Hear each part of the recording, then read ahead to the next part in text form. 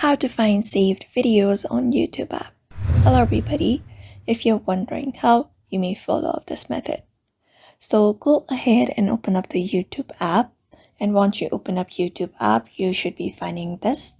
So what you can do is, from here, head over to your profile in the bottom right corner. Once you open up your profile, you should be finding this. Now what you need to do is, head over to the playlist option to find the watch later tab. So you may tap on view all and view all of your playlist, including the one called watch later in which you have your video saved. To tap on it,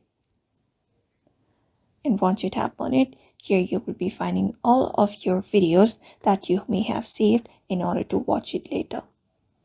So that's it. That is how you find it. Otherwise, if you have downloaded the video, you may hit back in this section of your profile and you should be finding a section called downloads. Tap on it.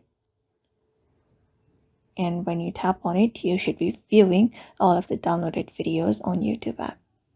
So that is how you find it. So I hope this video was helpful and thank you for watching this video, and we will see you on the next one.